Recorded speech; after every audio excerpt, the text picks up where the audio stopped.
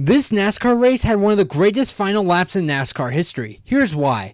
Our story begins in the state of New York at the Watkins Glen International Raceway. This 2.45-mile road course was the second and last road course of the 2012 NASCAR Sprint Cup Series schedule and would be a key race for those who had previously excelled on the road course circuits. One of the favorites for that year's race would be the defending race winner and two-time champion in the Australian Supercars League, Marcos Ambrose. Ambrose has made a name for himself in the Supercars League, winning back-to-back championships in 2003 and 2004. In 2006, he would leave the league to pursue a career in NASCAR, and in 2011 he would end up with the historic Richard Petty Motorsports. As previously mentioned, Ambrose had won the previous race at the track, beating Brad Keselowski and Kyle Busch. So when the 2012 Finger Lakes 355 at Watkins Glen rolled around, the team knew that this was their best chance to win, and they proved early on that they had the speed to compete for the win, as Ambrose would qualify 5th for the race on Sunday, with Juan Pablo Montoya taking the pole position over Kyle Busch, who would be starting in second. As the race got underway, Kyle Busch would make a pass on the outside and take the lead on the opening lap.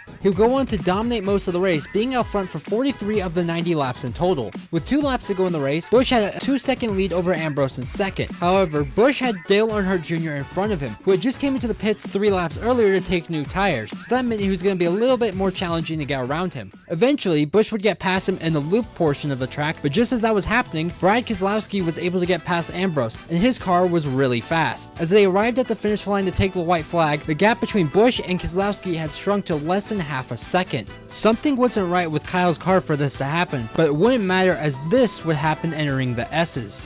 Now Ambrose trying to get second from Keselowski while he tries to get the lead from Kyle. Contact in the S's. It's right. Got it. Busch spinning out took him out of contention of winning the race, and that was between the defending winner Marcos Ambrose and runner-up Brad Keselowski to duke it out for the win, and they will proceed to have one of the greatest last lap battles in NASCAR history. Track for Kyle to be sideways, looks like he gets off to the guardrail. No caution yet. Here's the race for the lead. Keselowski's got damage on the left front. Is the tire going to make it all the way around?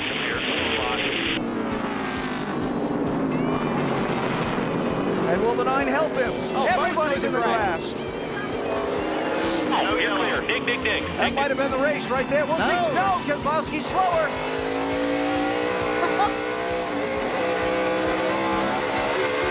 Keselowski's got a problem. Trying to stay with Ambrose. 2 final corners. Do they use the bumpers?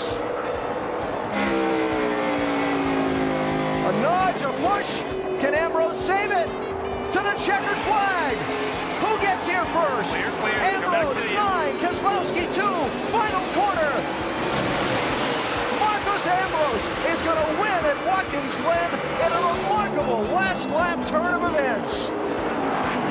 Both drivers gave it everything they got, but in the end, it was Marcos Ambrose taking victory at Watkins Glen. What fans love about this finish is how neither driver went out of their way to take the other out. Sure, they hit each other multiple times during the lap, but they didn't intentionally cause the other to spin out. A race where someone did do exactly that was the 2022 Cup Series race at Coda, which still had a great finish, but it wasn't well received due to how Chastain took out Allmendinger on purpose and also caused Alex Bowman a chance at winning the race. Because of how crazy yet clean this finish was, it will always be known as being one of the greatest final laps in NASCAR history.